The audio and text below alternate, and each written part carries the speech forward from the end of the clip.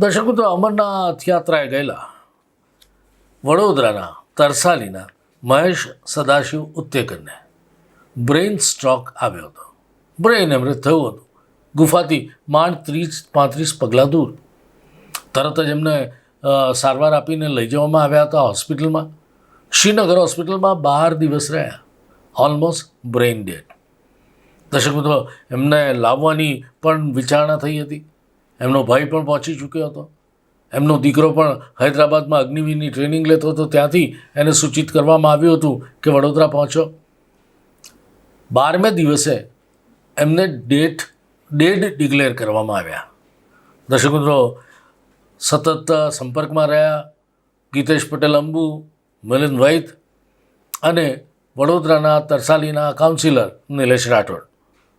દર્શક મિત્રો, આમ તો કહે છે કે રંગ અમરનાથ ટ્રસ્ટ પણ એમના પરિવારજનોના સંપર્કમાં હતા. શ્રીનગરથી ફ્લાઇટમાં મૃતદેહ લાવવામાં આવ્યો અમદાવાદ અને અમદાવાદથી ફાયરની એમ્બ્યુલન્સમાં મૃતદેહ આજે તરસાલી લવાયો.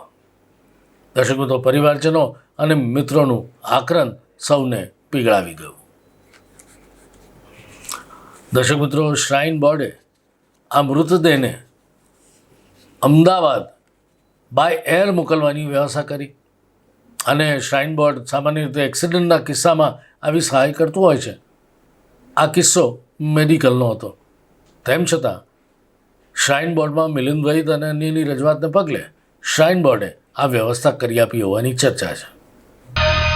દર્શક મિત્રો, મૃતદેહ જ્યારે તરસાલી આવી પહોંચ્યો ત્યારે ખૂબ મોટી સંખ્યામાં તરસાલીના સ્થાનિકો, એમના પરિવારજનો, એમના મિત્રો, શુભેચ્છકો અને દર્શક મિત્રો આમ વડોદરાવાસીઓનો ખૂબ મોટો જમાવડો થયો.